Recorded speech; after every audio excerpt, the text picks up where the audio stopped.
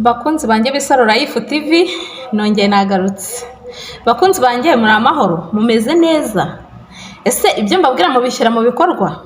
Ubu ngubu rero nongeye nagarutse kugira ngo twiyungure mu bumenyi nkurikije iby'abashakashatsi babivuzeho. Nongeye nagarutse, ariko uyu munsi ndavuga ku kintu bita tiroyide. Tiroyide ku bantu batayizi ni ikintu bita umwingo. Umwingo ni inyama iba hano hagati mu ijosi.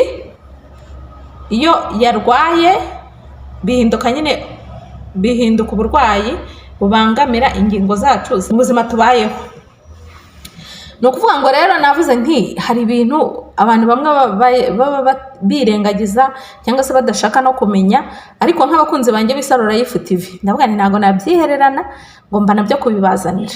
Ubu rero nahigereye ngiye kubabwira ngo tiroyide ni iki cyangwa se umwingo. Ni ukuvuga ngo rero tiroyide ni urugingo bita glande ruri mu ijosi rufasha kugenzura uko umubiri ukoresha ingufu aribyo bita metabolisme. Rufasha kugenzura uko umutima ukora, ubushyuhe bw'umubiri n'imikorere rusange. Bakunzi banjye rero, ku muntu waba wisanze hano bwa mbere, ndamusaba gukora subscribe, agakora share, agashyiraho na comment, mbega agashyiraho na like, hanyuma akaba yatubwira uko ibintu abyumva. Hanyuma rero ndashimira n'abantu muba mwanyibukije tukudaheruka kuduha ikiganiro rwose. Aba bantu ndabashimira, mu bantu bakurikirana video zanjye mwese ndabashimiye. Mugume hano mutera agatebe, hanyuma dukomeze twigirire ubuzima bwiza. Narabwiye ngo ikintu gituma umurayifu amera neza ntago nzajya gisiga inyuma, nzajya nkibazanira, mwicare mukizi, ubishoboye abikore. Nababwiye yuko hari ibyiciro nka bibiri, hari biba biri hejuru, hari biba biciriritse. Buri umwe wese mu cyiciro yisangamo agomba kugira ubuzima bwiza nakomeza kubana natwe hano ku Isaro Life TV. Ubwo rero urwo rugingo rwitwa tiroyide, hari indwara ziba zabiteye zirimo amoko abiri. Harimo icyo bita hypothyroidisme ikora gake. Ibyo rero bisobanuye yuko ari ukubura icyo bita iodine. Imiti bivurwa n'imiti imwe n'imwe, ndetse no kuba hakoreshwa ubuvuzi bwo kubaga kugira ngo iyo ndwara ibashe gukira. Hakaba n'icyo bita hyperthyroidisme ikora cyane, biba biri grave. Icyo gihe naho haba hakoze icyo bita iodine nyinshi, bigatuma nyine habaho icyo kintu cyo gukora cyane kw'iyo nyama iba mu ijosi. Ni ukuvuga ngo rero ibimenyetso biranga iyo hypothyroidisme ni umunaniro, no kwiyongera kw'ibiro, no gukonja. Ugasanga umuntu ahora akonje, cyangwa se umuntu akaba yapfuka n'imisatsi. Murumva biba byoroshye? Bakunze banjye rero, ibi bintu hari igihe umuntu w'Isaro Life TV cyangwa se n'undi wari wese, niyo mpamvu nyamabwira gukora share, ashaka guhura n'iki kibazo ataregera abaganga wenda babizobereyemo ba kizungu, ugasanga akize ngo ni ibintu bisanzwe. Nyamara ntabwo biba ari ibintu bisanzwe, ni ibintu bikomeye cyane umuntu aba agomba kwitondera. Hanyuma ukegera n'abaganga ba kizungu bakagufasha. Nk'ubu tuvuga nk'iyo umuntu yongera ibiro, hari igihe ushaka kugira ngo wenda no kurya cyane, kandi atari ukurya cyane, wenda ari icyo kibazo cyajemo cy'umwingo ukora gake muri iyo nyama ya tiroyide. Ishobora kuba iri gukora gake cyangwa se inakora cyane, ukabona impinduka z'umubiri wawe, ariko ntumenye uburyo ki wabimanaginga, wabigenzura. Hakaba rero n'icyo bita hyperthyroidisme, umutima ubutera cyane cyangwa se ukagabanuka kw'ibiro nta mpamvu, kubira ibyuya byinshi, ukanahangayika. Hari igihe umuntu avuga ngo afite stress, ngo ibintu byamucanze, ngo bimeze gute, ariko burya biba bifitanye isano n'ingingo z'umuntu. Bakunze banjye rero, niyo mpamvu ibyo bintu nanjye nakomeje gukora ubushakashatsi, nkavuga nti nkurikije ibyo abashakashatsi babivuzeho, nkaba nguye nko kuri iki kintu, nkavuga nti ntago ndi bukihererane, ngomba kukibasangiza namwe mukamenya impamvu yabyo. Ni ukuvuga ngo rero tiroyide cyangwa se umwingo ivurwa n'imiti yo kwa muganga, rimwe na rimwe bakanayibaga, bakora icyo bita cyangwa se radioactive iodine. Kwivura wenyine nyine ntabwo biba byemewe, ariko ni ukuvuga ngo hari nk'ibiribwa bishobora kugufasha muri cya gihe uba uyifite utarajya nko kwa muganga, cyangwa se ukaba wabikoresha mu kugira ngo ubashe kubana nayo mu gihe batarakubaga. Ibyo biribwa rero ntabwo biba bivura byonyine, niyo mpamvu tubakangurira kugira ngo umuntu ufite nk'ikibazo cy'umwingo cyangwa se ufite bino bimenyetso twavuze haruguru aba agomba kwihutira kugera kwa muganga wabugenewe kugira ngo amufashe. Haba harimo rero ibirimo iodine, nibyo bigufasha, cyangwa se icyo bita selenium, imyunyungugu na zinc, n'imboga n'imbuto zitandukanye.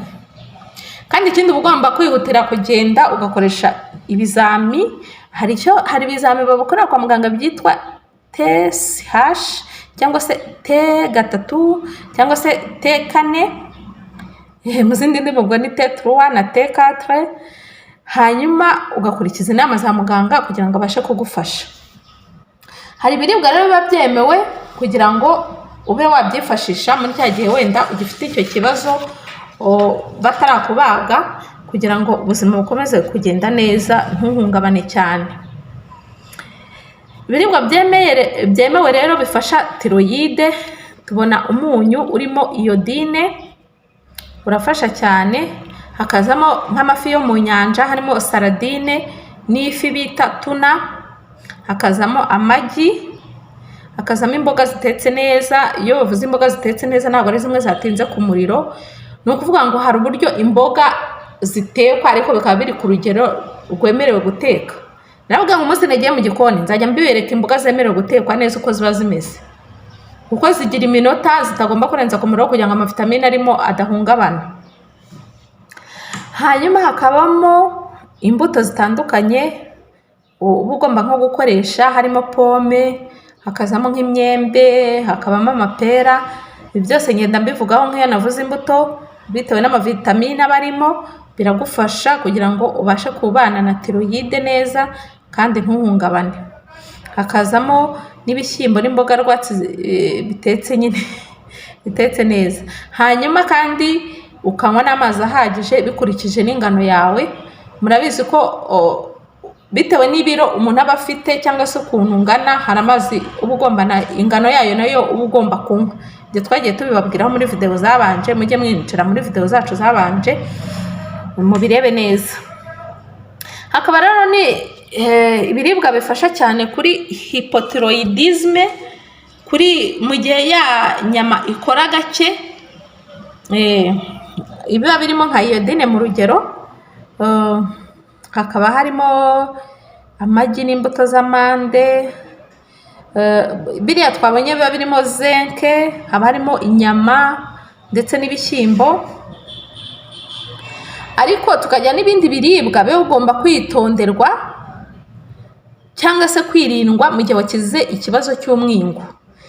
Tubonamo nka soya idatetse neza, imyumbati, amashu, brokoli zidatetse cyane,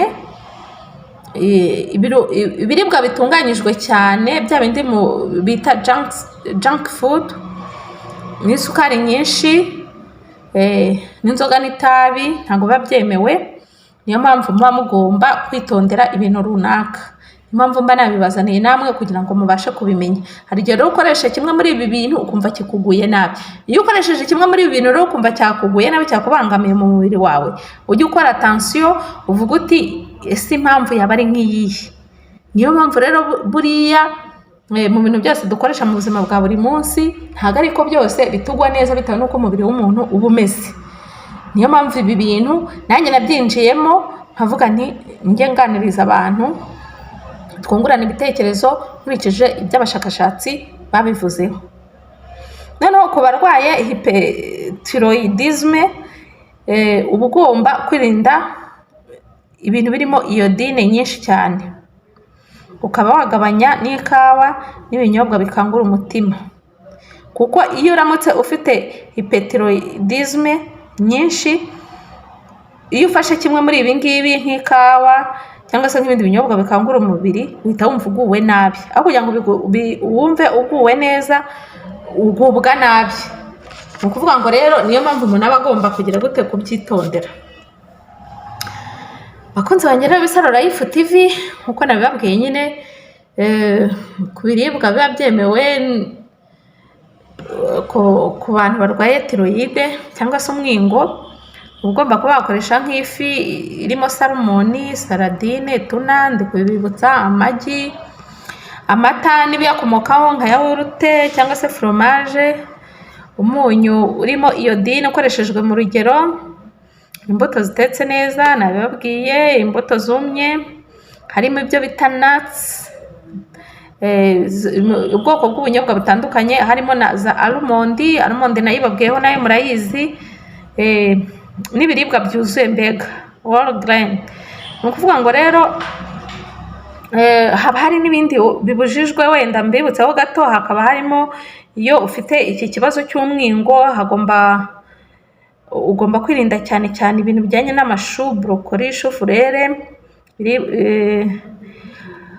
ukirinda soya n'ibizikomokaho cyane, na biriya twita fast food, n'ibiribwa bitunganyije cyane mu nganda, n'isukari nyinshi n'amavuta menshi n'ikawa nyinshi n'inzoga.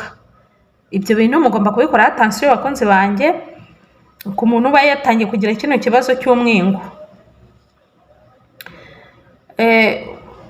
Ni ukuvuga ngo rero ikindi kintu mbakangurira ku bantu baba bagize icyo kibazo cyangwa se ku bantu bisanze aha ngaha bagisanganywe, muba mugomba kugana muganga w'ikizungu bakabafasha.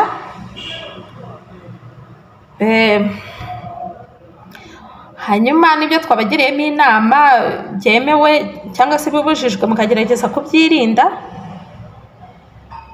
mugateka n'imboga zigashya neza ku rugero aho kuzirya ari mbisi.